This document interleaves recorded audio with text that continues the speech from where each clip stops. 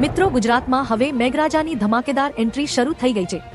રાજ્યના અનેક જિલ્લાઓમાં સારો વરસાદ નોંધાઈ રહ્યો છે, જ્યારે હવામાન વિભાગે આજે પણ દક્ષિણ ગુજરાત, સૌરાષ્ટ્ર અને મધ્ય ગુજરાતના કેટલાક વિસ્તારો માટે ભારે વરસાદની સંભાવના વ્યક્ત કરી છે। આગામી થોડા કલાકોમાં ક્યાં વરસાદ પડશે, કયા જિલ્લાઓમાં ગાજવીજ સાથે તોફાની પવન ફૂંકાઈ શકે છે અને આગામી દિવસોમાં ચોમાસું કેવી રીતે આગળ વધશે તે તમામ હવામાન સમાચાર આજે આ વિડીયોમાં જાણીશું। સૌપ્રથમ વાત કરીએ હાલની વરસાદી સ્થિતિની। છેલ્લા 24 કલાક દરમિયાન રાજ્યના અનેક વિસ્તારોમાં હળવાથી લઈને ભારે વરસાદ નોંધાયો છે। કેટલાક સ્થળોએ રસ્તાઓ પર પાણી ભરાયા છે, નાના નદીનાળા અને ચેકડેમમાં નવા પાણીની આવક થઈ છે। બીજી તરફ હજુ પણ કેટલાક વિસ્તારો એવા છે જ્યાં લોકો વરસાદની આતુરતાથી રાહ જોઈ રહ્યા છે। હવામાન વિભાગના જણાવ્યા મુજબ બંગાળની ખાડી તરફ સક્રિય થયેલી વરસાદી સિસ્ટમની અસર હવે ધીમે ધીમે પશ્ચિમ ભારત તરફ આગળ વધી રહી છે।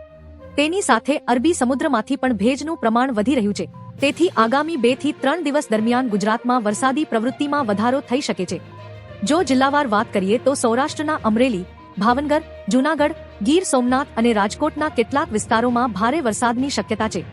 દક્ષિણ ગુજરાતમાં વલસાડ, નવસારી, ડાંગ, તાપી, સુરત અને ભરૂચ જિલ્લામાં પણ ગાજવીજ સાથે વરસાદ પડી શકે છે। મધ્ય ગુજરાતના વડોદરા, પંચમહાલ, દાહોદ અને છોટાઉદેપુર જિલ્લામાં પણ વાદળછાયું વાતાવરણ વચ્ચે છૂટાછવાયા વરસાદની આગાહી કરવામાં આવી છે। ઉત્તર ગુજરાતના કેટલાક વિસ્તારોમાં પણ વરસાદી માહોલ ધીમે ધીમે સક્રિય થઈ શકે છે। હવામાન નિષ્ણાતોના જણાવ્યા મુજબ આગામી દિવસોમાં ચોમાસું રાજ્યના વધુ વિસ્તારોમાં આગળ વધવાની શક્યતા છે। જો વરસાદી સિસ્ટમો સક્રિય રહેશે તો ઘણા વિસ્તારોમાં સારો વરસાદ મળી શકે છે। આગામી 24 થી 48 કલાક દરમિયાન કેટલાક વિસ્તારોમાં 40 થી 60 કિલોમીટર પ્રતિ કલાકની ઝડપે પવન ફૂંકાઈ શકે છે।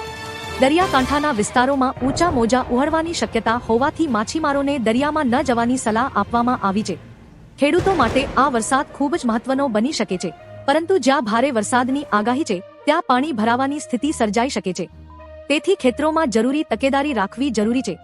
મિત્રો, તમારા જિલ્લામાં અત્યારે વરસાદ શરૂ થયો છે કે નહીં? કોમેન્ટમાં તમારા જિલ્લાનું નામ જરૂર લખજો। જો તમને રોજના આવા જ ઝડપી અને વિશ્વસનીય હવામાન સમાચાર ગમતા હોય તો અમારી ચેનલને સબસ્ક્રાઇબ કરો, વિડીયોને લાઇક કરો અને તમારા મિત્રો સુધી જરૂર શેર કરો। આજના તમામ હવામાન સમાચાર માટે અત્યારે એટલું જ, મળીએ આગામી નવા અપડેટ સાથે। ધન્યવાદ।